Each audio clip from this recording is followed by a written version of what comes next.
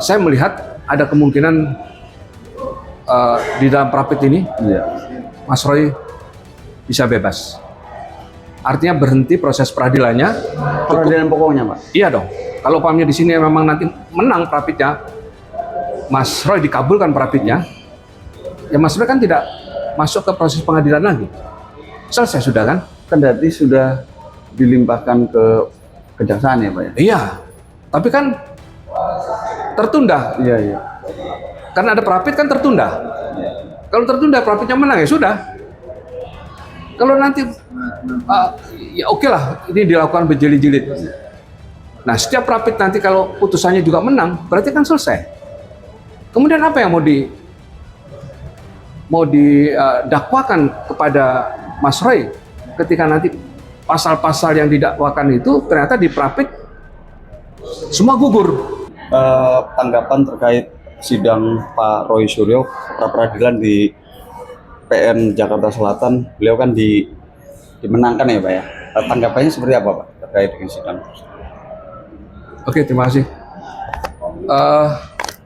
Putusannya kalau tidak salah kabul sebagian. Dikabul 3, Pak. Ya, kabul sebagian berarti ya. Iya, sebagian. Kabul sebagian.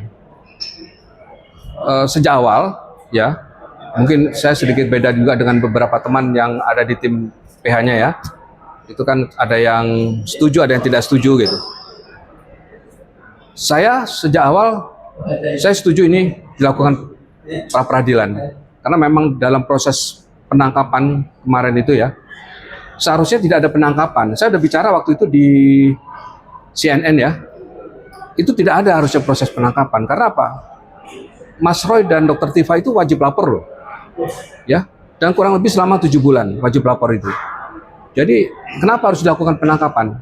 Kalau memang mau menahan, cukup dipanggil, ya. Itu kan sudah diatur di KUHP ya. 2 kali dipanggil tidak hadir, baru dilakukan penangkapan gitu, ya.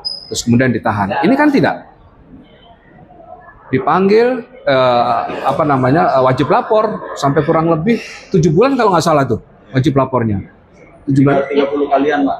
Ngapain gitu loh? Pakai ditangkap segala gitu ya. Malah proses penangkapannya itu yang memang menurut saya itu sudah layak untuk dilakukan pra peradilan, ya.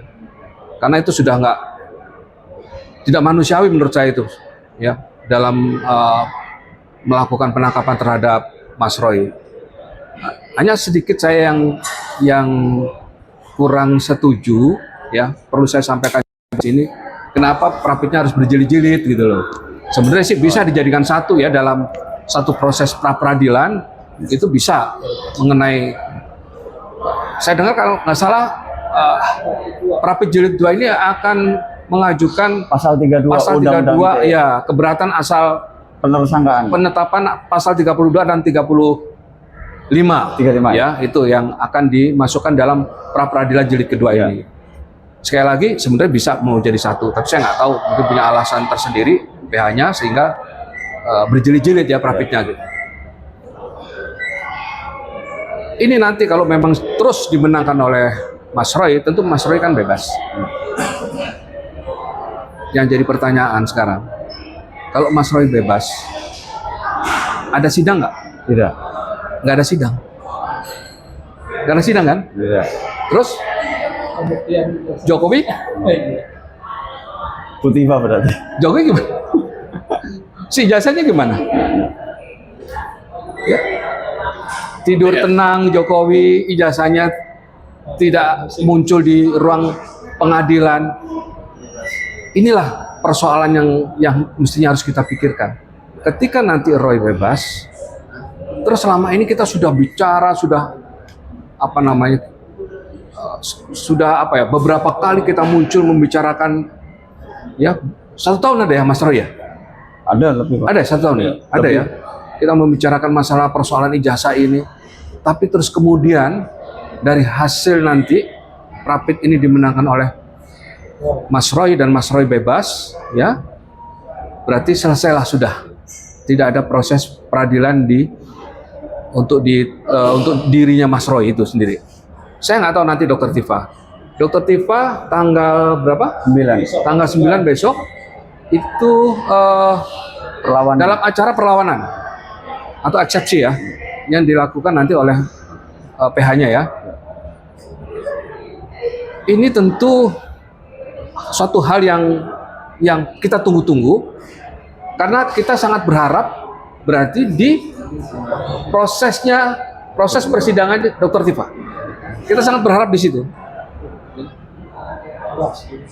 Mudah-mudahan ya, kalau toh nanti putusannya juga bebas, tapi paling tidak hakim berani untuk meminta kepada jaksa menghadirkan Jokowi dan juga ijazah aslinya, ya kan, untuk dilakukan dalam proses pembuktian di ruang sidang. Nah, kalau ini nanti umpamanya tidak dilakukan, sama aja. Katakanlah sekarang di prosesnya Dr. Tifa ya, hanya mempersoalkan ijazah yang di-upload oleh Dian Sandi. Maka hakim di dalam nanti, saya yakin di dalam pertimbangan, kalau dia tidak menghadirkan ijazah Jokowi dan Jokowi, dia akan mempertimbangkan dengan ijazah yang diupload oleh Dian Sandi dan kemudian dilakukan penelitian oleh Mas Roy dan Dr. Tifa. Kan hanya terbatas di situ. Nah, sekarang tinggal kita menunggu keberanian hakim. Hakim berani nggak nih untuk menghadirkan Pak Jokowi dan ijazahnya?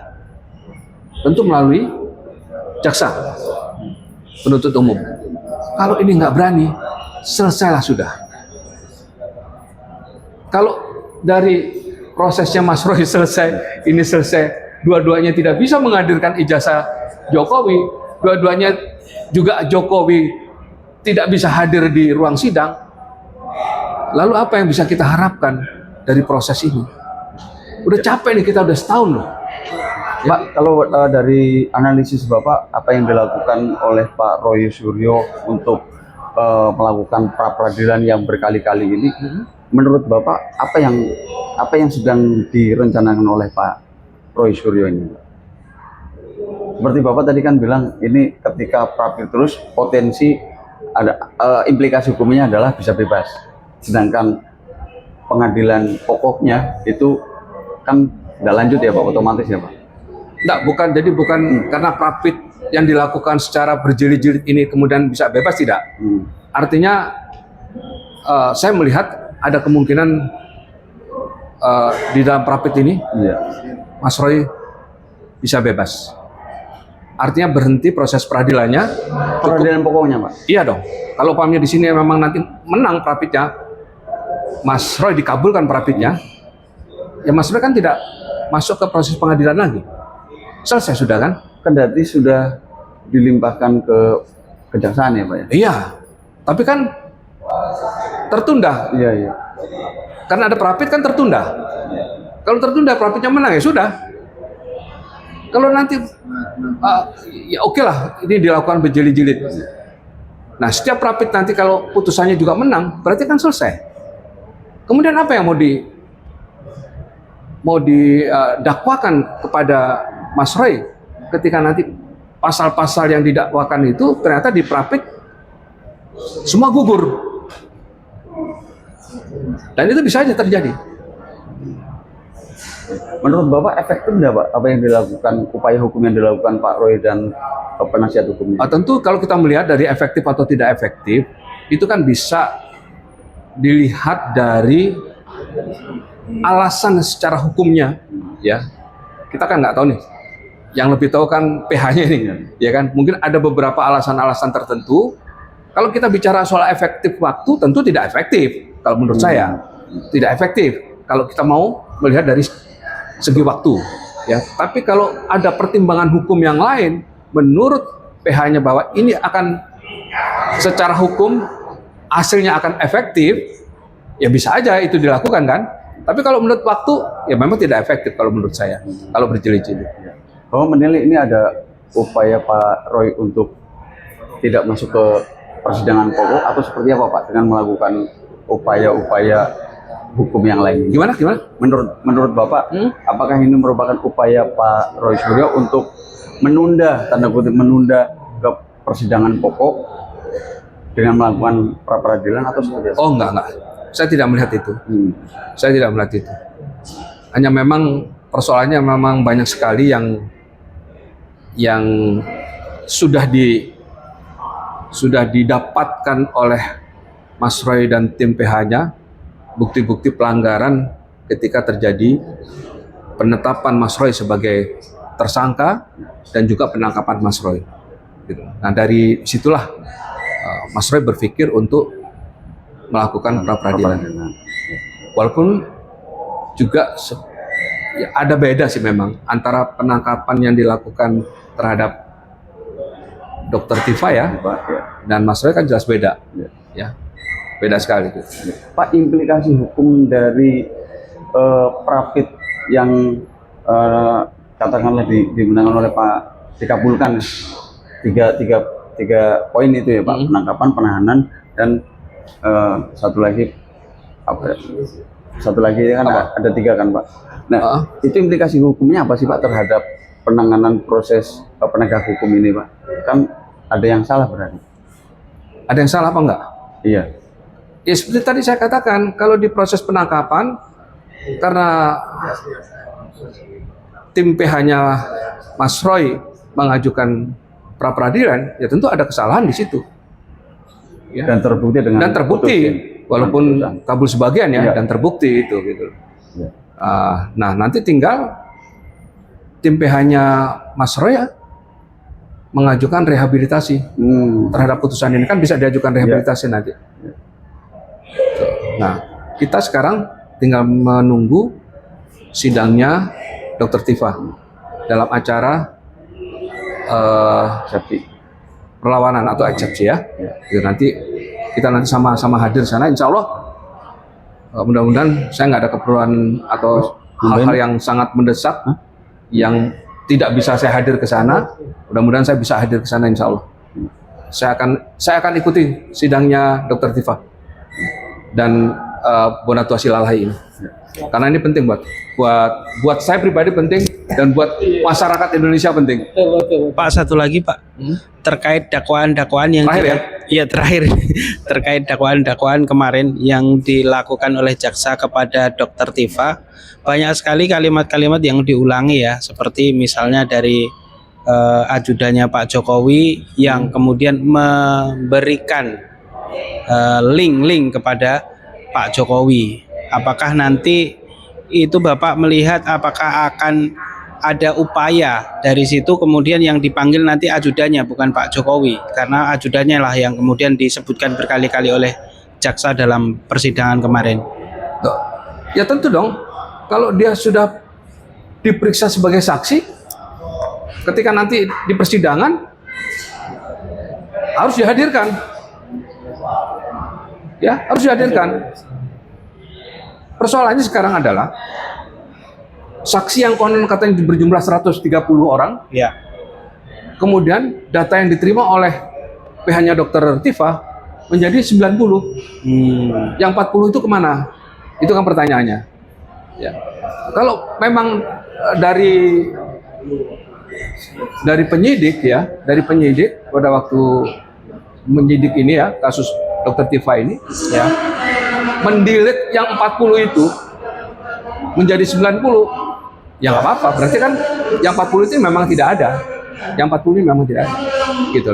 Tetapi ketika ini belum di-delete oleh mereka, masih masuk daftar ya, yang 130 saksi itu masih masuk di daftar yang diajukan ke jaksa, maka si PH-nya Dr. Tifa wajib protes. Kenapa kok ini tinggal 90? Oke. Ya, kecuali memang sudah di-delete yang 40 itu. Tapi kalau belum ya wajib protes. Dan itu nanti di dalam proses pemeriksaan saksi itu harus diungkap. Yang 40 orang itu kemana? Itu harus diungkap. Tidak bisa tidak diungkap, harus diungkap. Oke. Sekali lagi, boleh nggak Pak? Katanya Kemarin pertanyaan terakhir tadi. terakhir sekali. Satu lagi Pak.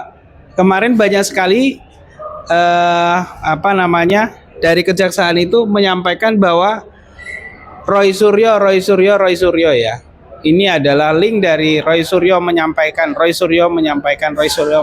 padahal kita tahu kemarin yang menjadi di pengadilan yang disidangkan itu adalah Dokter Tifa. Apakah secara hukum memang dibenarkan seperti itu atau seperti apa, Pak, melihatnya? Ya, itu yang menyampaikan siapa? Jaksanya.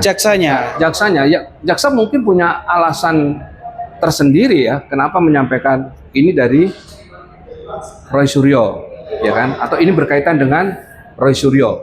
Ya. Tentu pertimbangan hukum tersendiri yang jaksa buat, ya, sehingga keluarlah informasi-informasi seperti itu ketika sidang yang kedua ya kalau nggak salah ya. Yang pertama kemarin. Sidang pertama. Sidang yang berapa sih udah nih? Baru yang kedua baru besok ini, Pak. Oh, kedua baru besok ya? Iya. Oh iya ya. Kemarin Betul, baru betul, dakwaan jaksa. Iya. Oke benar-benar. Yang pertama kemarin itu ya. Iya. Ini nanti tanggal 9. 9 Ini yang kedua. Iya. Ya, nggak ada masalah sepanjang itu mempunyai artinya gini, jaksa kan mempunyai argumentasi hukum. Iya. Jaksa mempunyai analisis hukum yang dibuat oleh mereka menjadi sebuah dakwaan, ya. Jadi ya nggak masalah, sah-sah saja karena itu soal nanti bagaimana proses kelanjutan, apakah dakwaan jaksa ini diterima seluruhnya oleh hakim atau tidak, ya, atau semua tertolak, ya itu nanti tinggal menunggu aja bagaimana hakim membuat satu pertimbangan untuk memutus satu perkara Dokter Tifa ini. Ya mudah-mudahan sih, saya berharap, sekali lagi saya berharap hakim jangan takut, ya, kalau bisa memang harus mempertimbangkan secara komprehensif, ya, menghadirkan bukti-bukti secara komprehensif sehingga putusannya pun juga akan membuahkan satu hasil. Yang kita cari apa? Yang kita cari adalah kebenaran material. Ya. Semoga itu bisa kita lihat nanti hasilnya, dan ini bukan untuk Dokter Tifa tapi untuk masyarakat Indonesia seluruhnya. Oke ya? Baik. Sip ya? Terima kasih. Yuk.